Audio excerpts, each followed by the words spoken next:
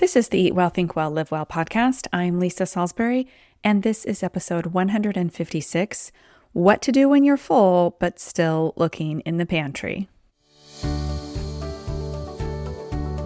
Welcome to Eat Well, Think Well, Live Well, the podcast for busy women who want to lose weight without constantly counting, tracking, or stressing over every bite.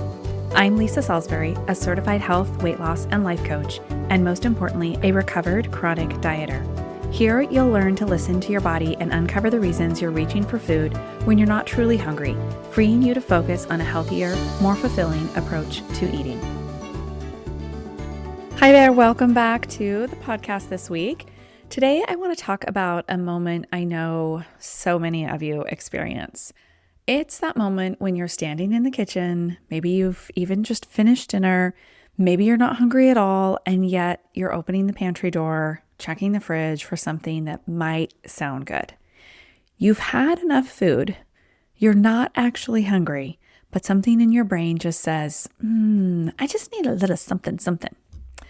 Today, we're going to unpack what's going on in that moment because it's not about willpower or self-control, and it's definitely not a reason to beat yourself up.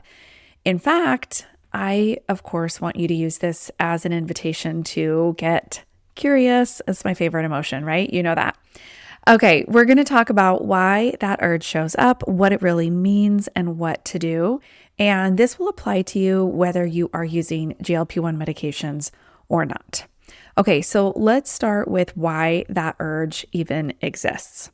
When people ask me what I do and I say I'm a health and weight loss coach, they kind of look at me weird and they usually assume like I just like prescribe macros, or maybe it's like a weird way of saying I'm actually a personal trainer. And then I mentioned that I usually work with a lot of emotional eaters and helping them figure out why they're eating when they're not hungry. And they go, oh yeah, because we've all been there, right? Most people know it's a tough place to get out of. So I wanted to do an episode specifically on this again, even though I have lots of emotional eating episodes. But I was just thinking about what my intro says, where I say so much of weight loss, it's less about the food and why we're eating when we're not hungry. So I really want to get into that specific, just kind of that very, very narrow topic. So for so many of us, eating has become a catch-all response. We eat to celebrate, to relax, to push through the afternoon slump, to wind down at night. And over time, our brains learn to associate eating with soothing, or even just pausing, or honestly, just all of the above, right? We just associate eating with anything and everything. So it makes total sense that when you hit an emotional or a mental snag, like boredom, stress, fatigue, or just the feeling of, I need a break, your brain says, ooh, let's get a little snacky. And this shows up even when you're not hungry, and especially when you're not hungry, right?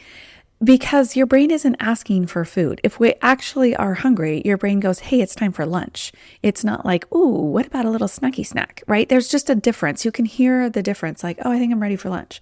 Oh, I think I need to start making dinner. Like that's physical hunger, right? But when the brain is asking for relief or for comfort, that's when we know it's coming from that emotional space, and food just happens to be the tool that it knows best. So there is a little bit of a difference depending on whether you are on GLP-1 medication or not. And again, this applies for either way, but just going to give a little bit of a difference here. If you're not using medication, this often looks like grazing through the afternoon, even though lunch might have been filling enough, or standing at the pantry after dinner because you're just unsettled. It's subtle, but it's common. Again, you're not broken. This is really, really common. It's about habit and emotional unmet needs. For those of you that are using GLP-1, this moment can feel especially confusing because your hunger is blunted, sometimes even completely gone. And if you're not using medication, you can kind of trick yourself in that emotional hunger space into thinking that you're actually hungry. Whereas if you're on the proper dose of a GLP-1, you're pretty clear that you're not hungry. But the problem is that emotional urge might stick around because you still have negative emotions, right? And so this is where a lot of women get stuck. They tell me, I don't even want food, but I still want something. And it's because, again, we have emotions we don't know what to do with. But the medication has quieted your appetite, but it hasn't erased your brain's learned association that food equals comfort. You might find yourself reaching for something before you even realize you don't want it, or you'll take one bite and stop, but you then end up feeling emotionally unresolved.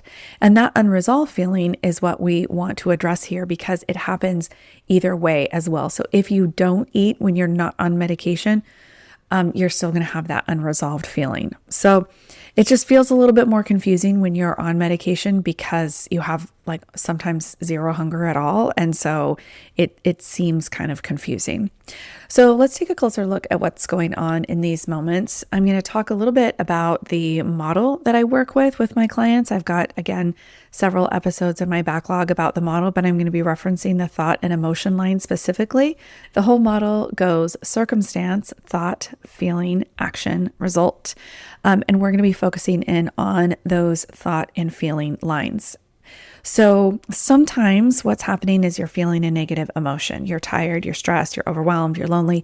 And remember, this doesn't have to be like the depths of despair. And in fact, it rarely is.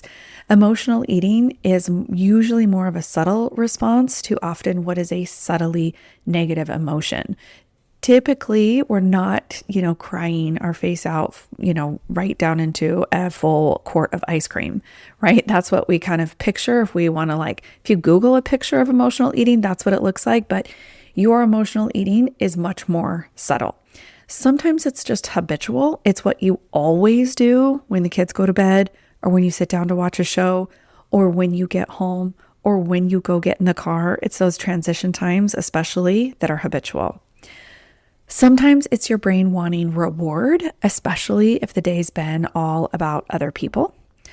And sometimes, and this is an interesting one, it can be somewhat physical, but it's not hunger. So this would be dehydration or fatigue if you didn't sleep well. And I'm always talking about how those two things both will send up physical sensations that are false hunger cues. We don't actually need food as far as calories go, but we're feeling tired in the body or we're feeling dehydrated.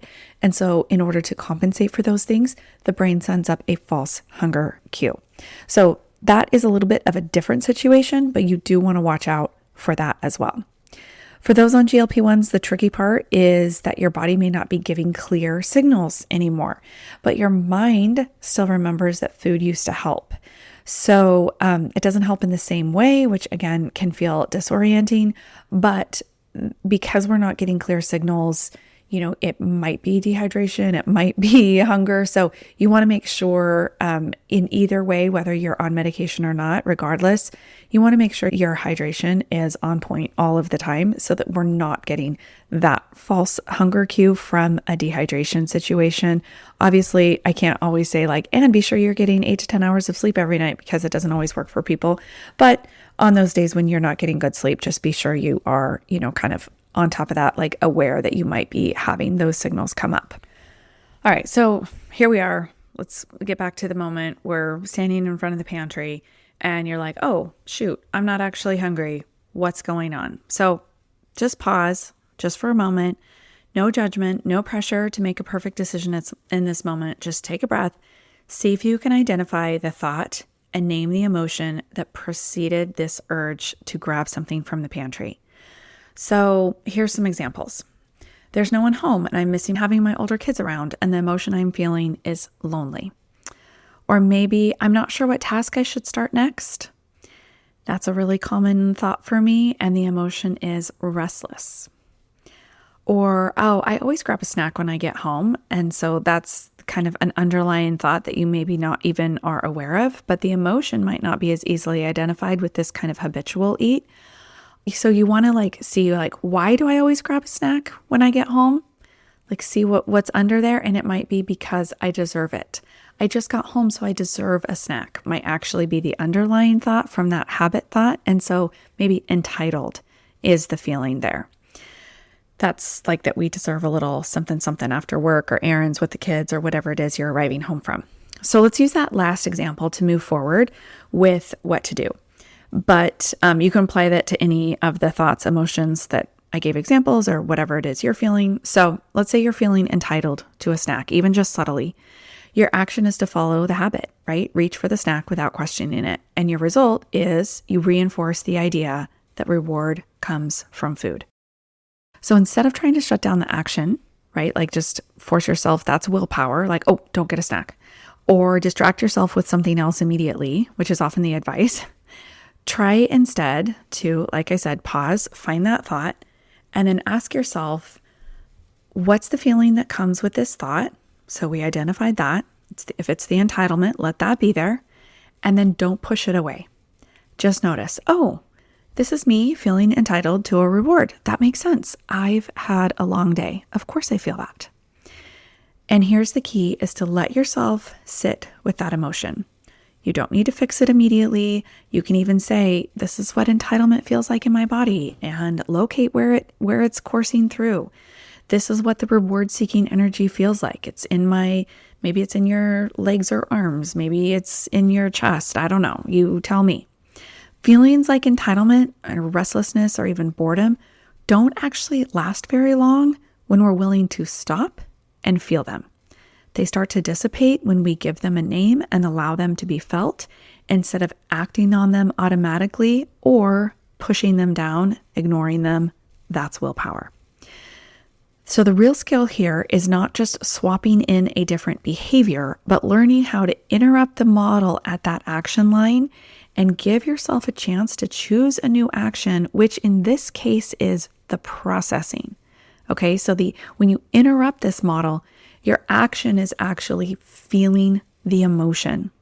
Okay, then you can definitely move on to a different activity other than eating. But the difference between advice that's like feeling like a snack, just go take a walk, and this advice is that they are missing the step of identifying why we are even feeling like we wanted that snack in the first place. Finding the thought and the emotion, processing that for just a second. This whole process only takes, 5, 10, 15 seconds before trying to change course. It's a subtle difference, but it does make a difference, because the first option where I just said, just immediately go take a walk if you feel like a snack, just leaves you with the emotions, that entitlement or that boredom or that loneliness stuffed down inside. You've just put a walk on top of it instead of some sugar on top of it, right? But the second option of interrupting the model, processing the feeling, acknowledging it, naming it, that allows for emotions to be present in your body, knowing there's nothing to fear from them, and then moving on after allowing them to be felt. Just processing or acknowledging the feelings like boredom or stress or loneliness doesn't necessarily solve for those emotions. Once we identify why you're staring into the refrigerator when you aren't hungry, it's still helpful to have some ideas of how these emotions can be soothed without food. Yes, they will dissipate, but if we're continuing to think about those same thoughts, right, they'll kind of keep coming back around. So after you process them, you might want to think, okay, what are the things on my list that help me continue to process these emotions with some action? Okay, that's the next step, is to process with a action. So yes, a walk around the block, grab your dog, go get the mail, anything like that. Just get out of the house for a minute. If that's not an option, also lying down, listen to a meditation, like a non-sleep deep rest type video. Call, text, or send a video message to a friend. I just started Marco Poloing some friends of mine. My daughter is like, oh my gosh, Mom, that is like such an old person thing to do, but I kind of like it. Right? So whatever works for you for connecting, and true connection with friends. Don't just get on social media. That's not true connection. Take a shower or bath. Journaling helps in this moment. Another one that I really like is getting busy with a hobby or something like handwork or a puzzle. So creation in this moment can go a long way. I haven't talked much about this, but things like knitting, sewing, crafting of any kind, putting together puzzles, or creating in the kitchen, chopping vegetables, rolling dough, anything that uses your hands can really help shift your brain. So not every tool will work every time. Not all of these are options at every moment. But the more you practice identifying the thought and the feeling, letting the feeling be present, and then redirecting to what will actually help with that feeling, the easier this can get. So let me leave you with this. If you are feeling frustrated that this urge keeps showing up time and time again, please know that that is normal. It doesn't mean something wrong with you. It means your brain is doing what it's practiced. So much of this emotional eating is actually habitual eating. It is just what we have practiced and practiced and practiced because this is the way we have the habit of soothing that emotion. So whether it's a habit of eating immediately after getting home or it's a habit of using food to solve for your loneliness, either way, this is a very practiced routine and will take some time to interrupt. If you're on a GLP-1, this might feel even more frustrating because food doesn't numb you the way it used to. But think of this as this powerful opportunity that you have. You finally get to feel these emotions, learn how to meet your emotional needs for real. You're learning to build a relationship with yourself that doesn't depend on food. And that is, ultimately the definition of the work that I do with my clients. It's not just weight loss, it's real personal growth. If you're working through this right now and you want some support, it's really exactly what I help my clients with. Whether you're navigating new habits on medication or trying to understand your emotional urges around food, coaching gives you the tools and the clarity. Ultimately, I help you see your blind spots in your thinking and in your emotional life. You can grab a free consult call with me at the link in the show notes to see if coaching is right for you. And if you're on a GLP-1 or even considering it, be sure to grab that success starter kit I made for you. Remember, what you eat matters, but what you believe about yourself matters more. Thanks for listening and sharing the Eat Well, Think Well, Live Well podcast.